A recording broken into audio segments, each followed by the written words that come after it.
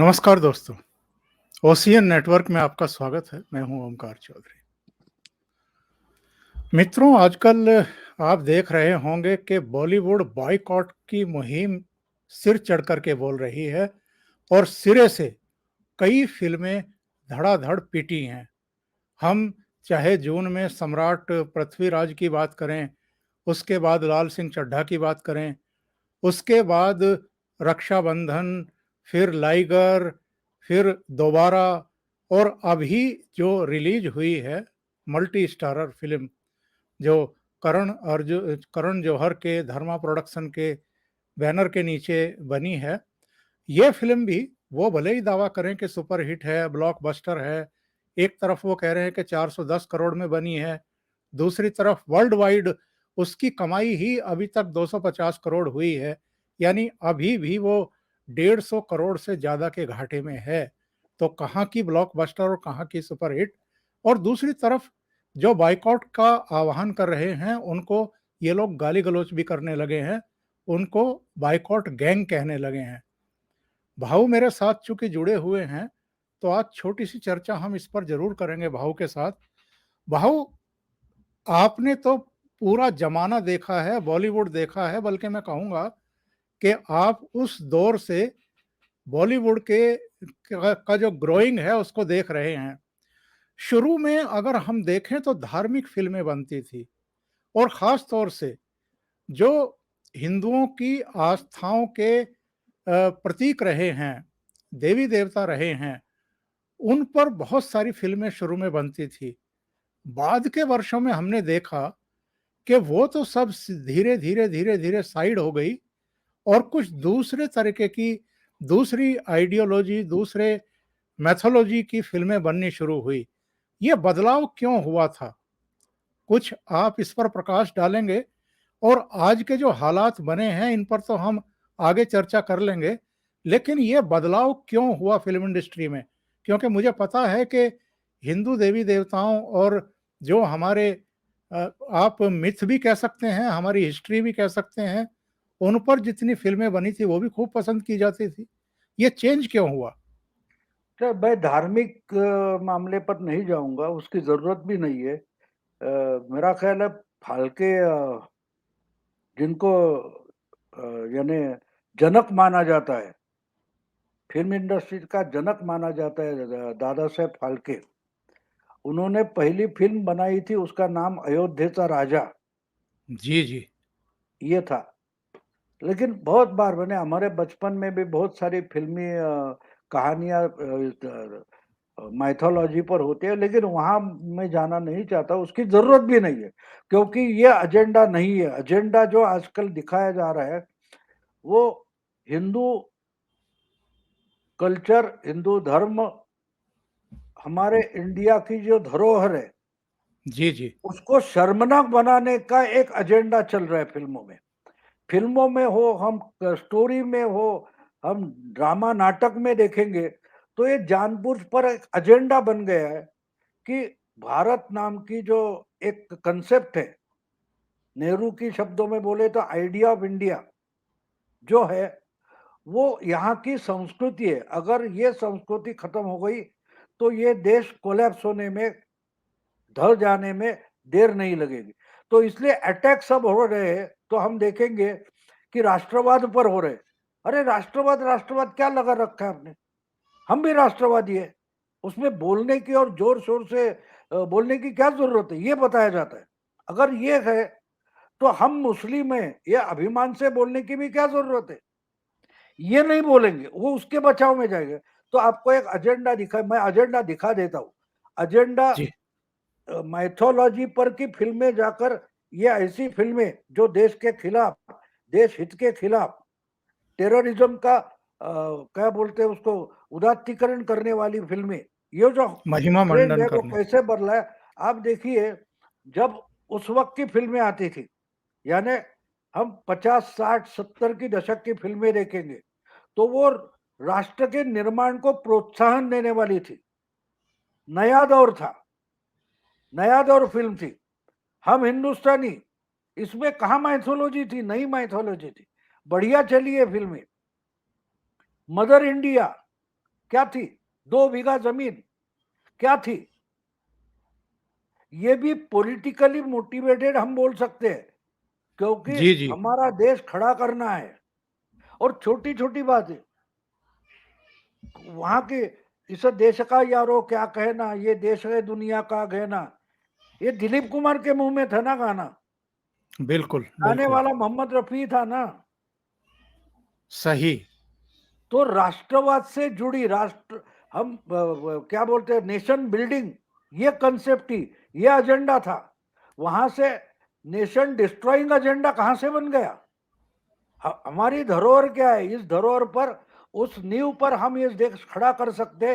ये कंसेप्ट लेकर स्टोरियां चलती थी, कथानक होता था, उपन्यास होता था। आप कोई भी ले लो, उपन्यास ले लो, नाटक ले लो, ड्रामा ले लो, फिल्में ले लो, कथा कहानियां, गाने, सब राष्ट्र प्रेम से भरे हुए थे।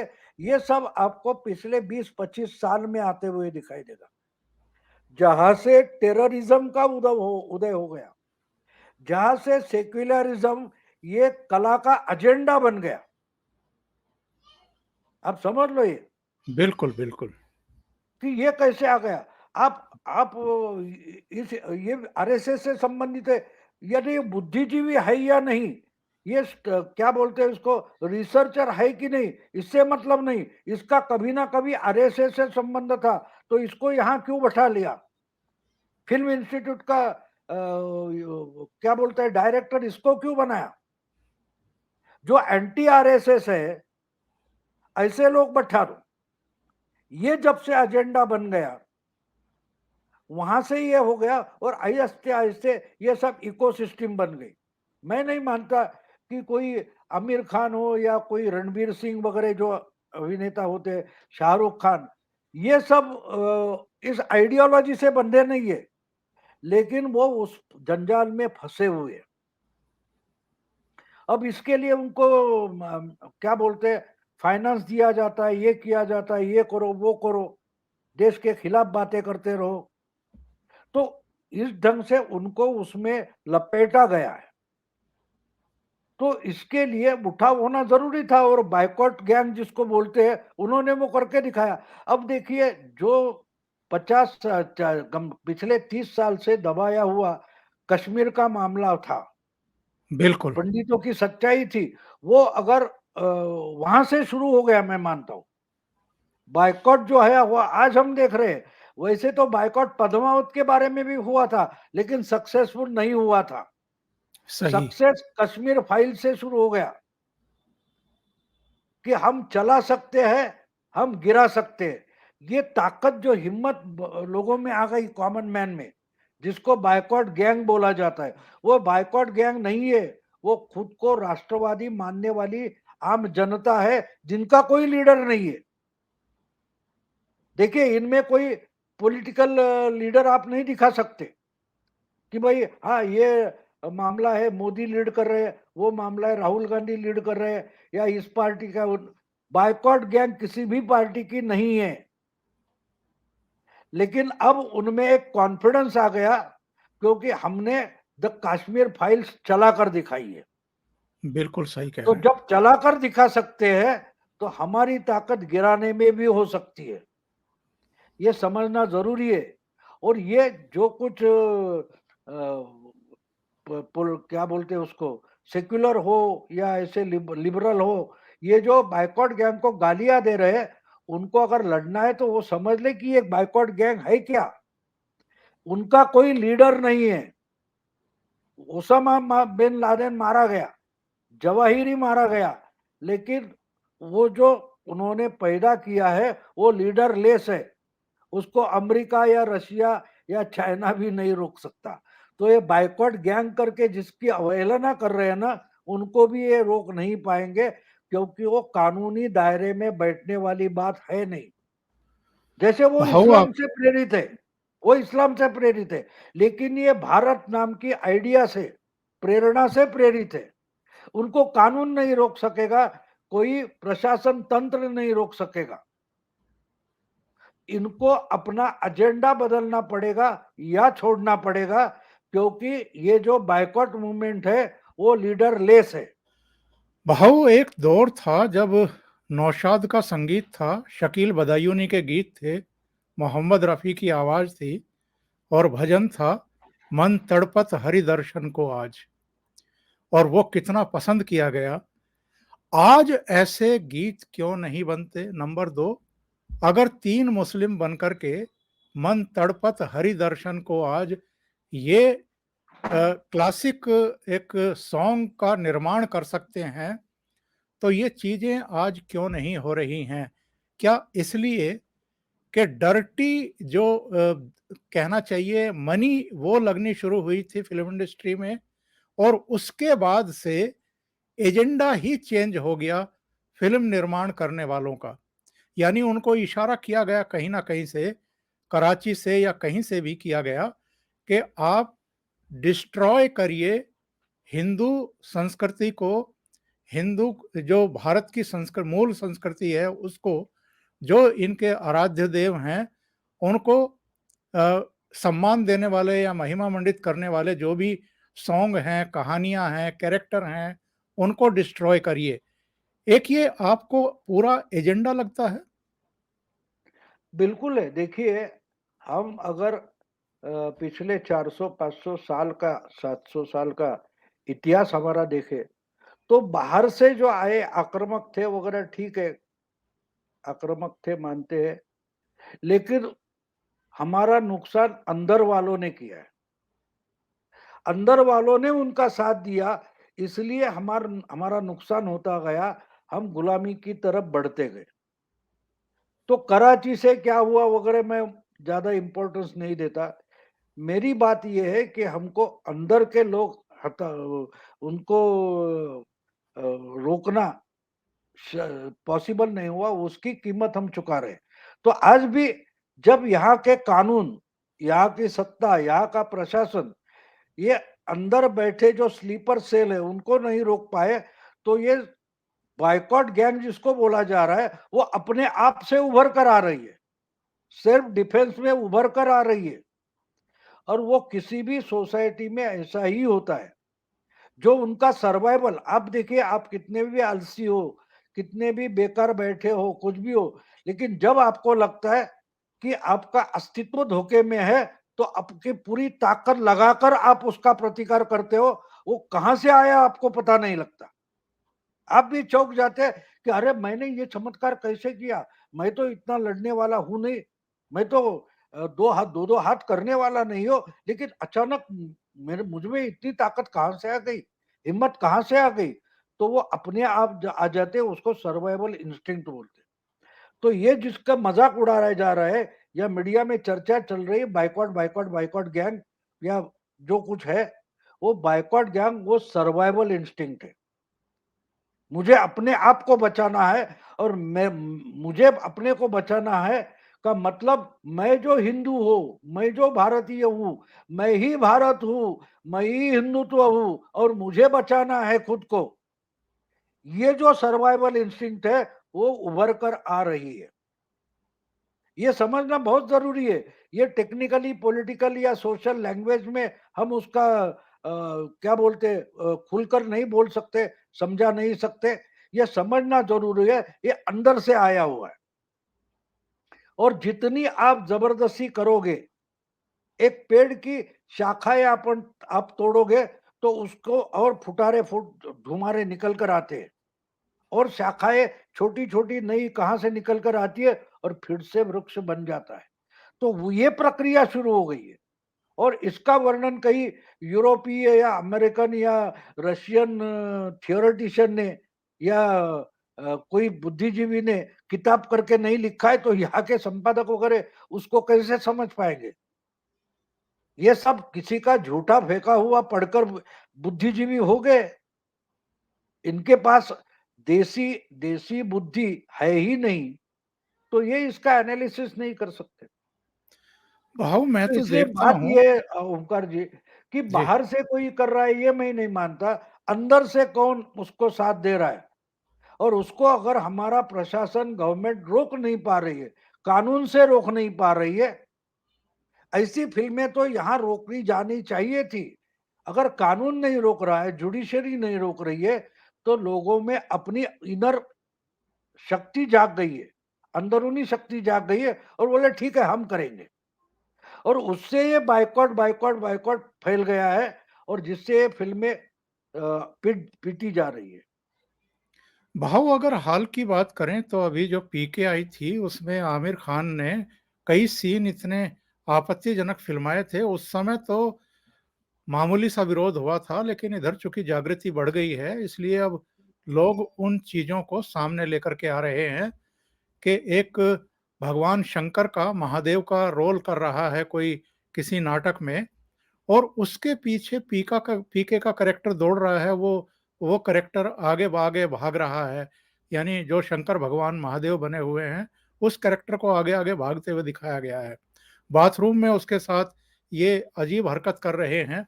इस तरह की चीजें, अपमानजनक चीजें, हिंदू संस्कृति से जुड़े हुए जो हमारे आराध्य देव हैं उनका इस तरीके से मजाक बनाना फिल्मों में। और ये भी मैं देख रहा हूँ भाऊ, जब गंभीरता से देखते हैं 50-60 के दशक से अब तक की फिल्मों में जो अगर कोई बनिया है तो उसको भ्रष्ट दिखाना, चोर दिखाना, काला बाजारी करने वाला। शोले का कैरेक्टर ए के हंगल का हमें याद है, उसके शायद पोते को गब्बर सिंह ने मार दिया, घोड़े पर उसकी लाश आई है, अचानक मस्जिद से आवाज आती है अल्लाह अकबर की, और वो कहता है कि मेरा तो नमाज का समय हो गया है।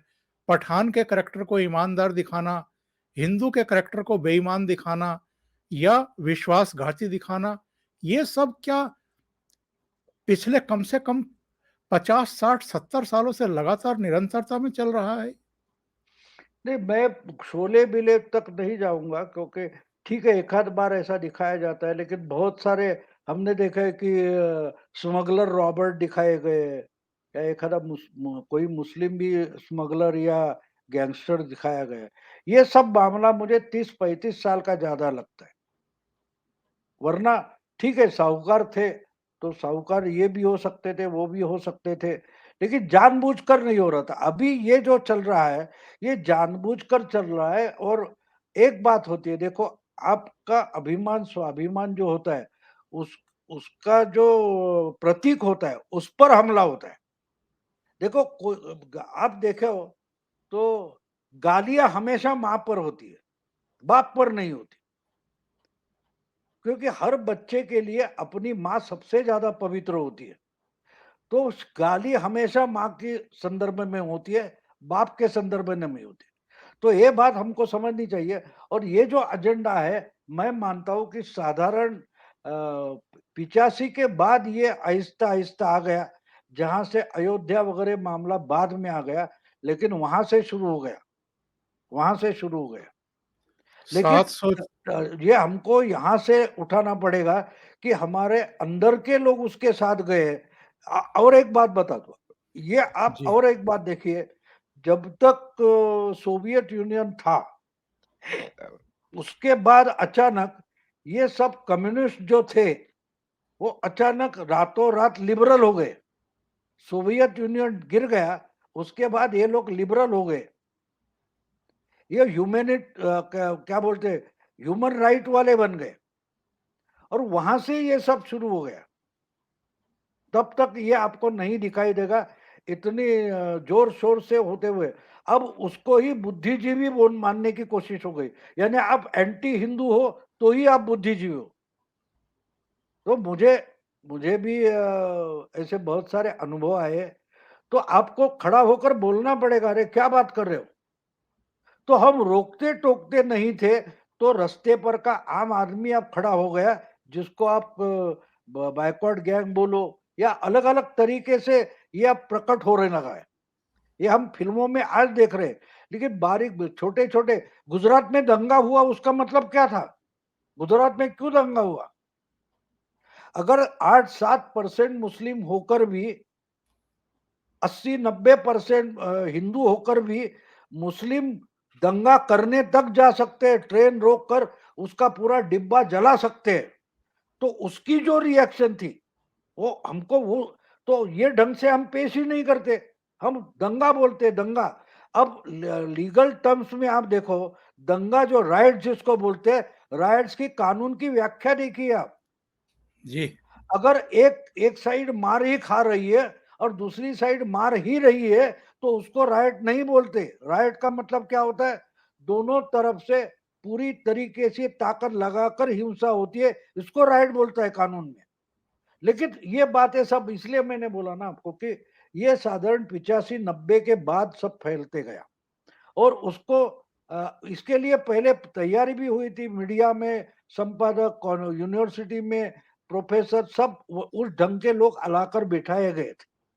लेकिन वो भी अच्छी बात थी, मैं मानता हूँ, क्योंकि ये लोग बुकिश थे, उनका जनता से संपर्क ही नहीं था, इसलिए जनता से जुड़े रहे नहीं।